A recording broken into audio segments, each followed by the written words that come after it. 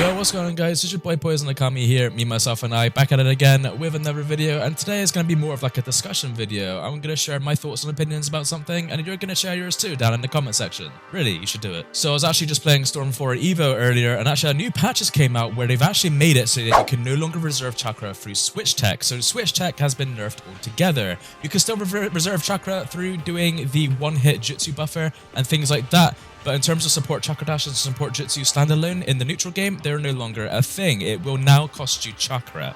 So that leads me on to thinking, on top of also seeing Senju Japan's tweets lately about tech and holo stepping, it got me wondering altogether, is leader switching going to return in Naruto Storm 5?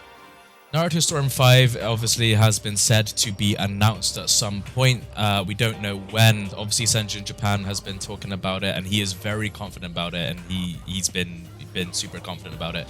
And one thing I'm wondering is if CC2, if they are going to make this next Storm game, if they're going to consider keeping in the leader switch mechanic altogether. Now, the reason why I'm talking about the leader switching mechanic altogether is actually because it was a huge fundamental part of Storm 4 and how that separates Storm 4 to the previous Storm games before it. Leader switching is probably arguably one of the best mechanics in ever to happen in the game. I've actually said this in my previous videos. Leader switching is an extremely fun mechanic to do. Not only that, but competitively, it makes the game a lot more fun, a lot more enjoyable, and it brings a lot of crazy moments. Currently, we found a lot of tech with leader switching, you know, ways to reserve your chakra, ways to do awesome stuff, and then even some little glitchy stuff as well.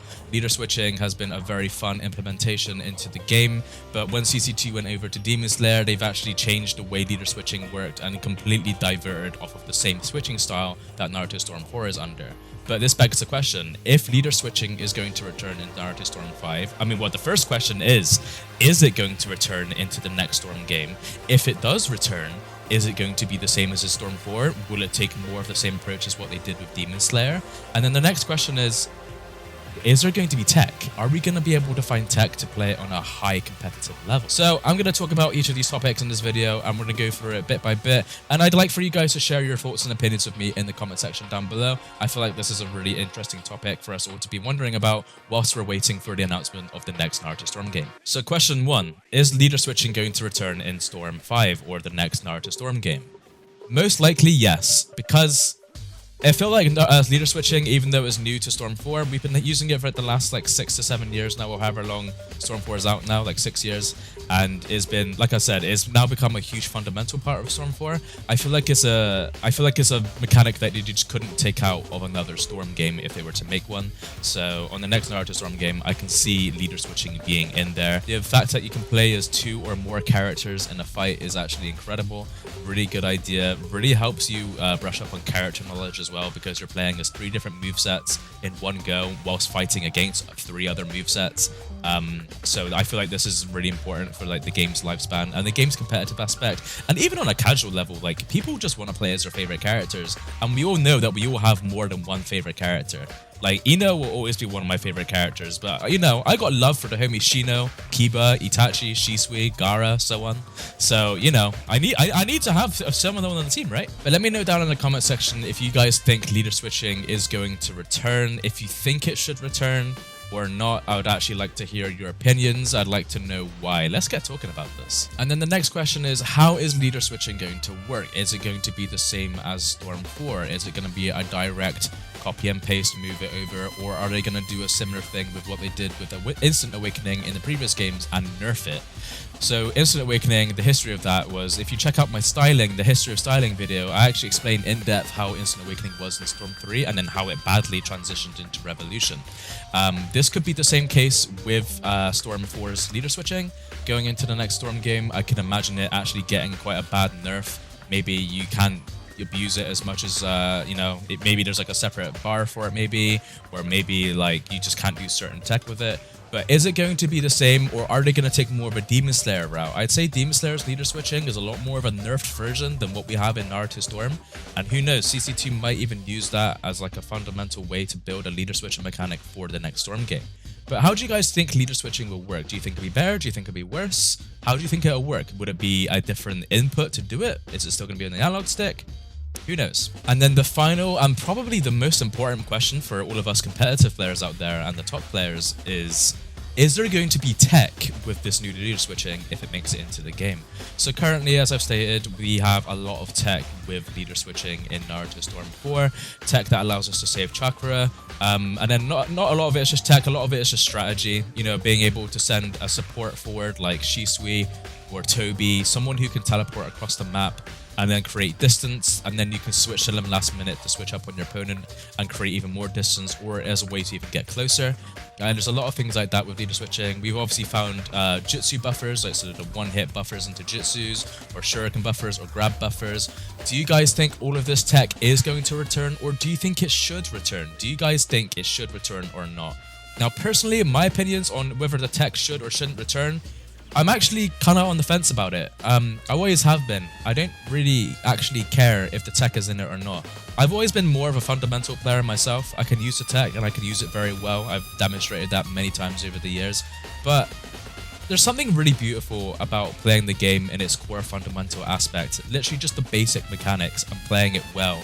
It's just, it has its own beauty in its own right, just like how competitive play does and styling. Right now, I'm in a position where if they were to keep all the same tech in the next Storm game and even probably encourage it, I would be fine with that. I'd be perfectly happy with it, I'd adapt with it and use it as I still do to this day. If they were to take the tech out and they'd make it so that you still cost chakra when you try to do like switch tech jutsu or switch tech chakra dash, or they make it so that one-hit jutsu buffers are no longer a thing anymore, I'd still be perfectly fine with that. I know that a lot of you would probably disagree with me and would want the jutsu buffers to stay and would probably want a lot of the standalone switch techs to stay because it's a key part of like competitive play and is what creates like the really intense and amazing like battles that we have to this day. But you gotta think, we've been playing Storm for many years before Storm 4, and we've had Revolution, Storm 3, Generations, and you know, these games that had all these cancels and all these mechanics, and we were still all able to do amazing things and pop off with these other mechanics, and leader switching wasn't even, nobody even asked for leader switching back then. It was a whole thing that CCT brought in, and we are forever grateful for it. In terms of tech coming in or out of the next Storm game, I am completely impartial to it. I can kind of already tell that a lot of you watching this video would want it to stay because you spent all this time trying to learn it. I mean, a lot of you learn it before you learn your fundamentals, which is kind of a questionable thing to do.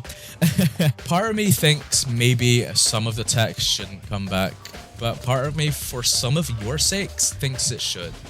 But I think this is an interesting, like, you know, pick of the brain about whether, you know, switch tech and, you know, certain like tech and certain like higher levels of play that involves around leader switching should come back.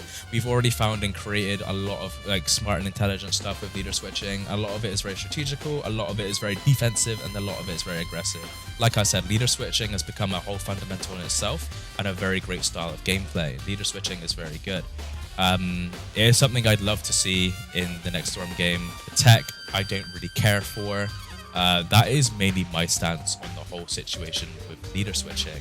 But I'd really love to know what you guys think about the whole thing. I've been rambling on for a long time about this whole topic of leader switching, and I hope that you guys have, you know, are looking forward to the next Storm games. And like I said at the start of the video, I've been checking out all of this information, you know, just from like Senju Japan. Sometimes he does just talk about random stuff about the next Storm games, or he will just drop random hints, or he will just start talking about Storm and start getting on the hype train. He'll reach out to like competitive communities like the NA community or the EU community, who will ask you questions and stuff. And a lot of it is very interesting what he's asking, and a lot of it, who knows, could be linked to what's going on in the next Storm game. Senju did say that it's going to be like the most competitive Storm game ever.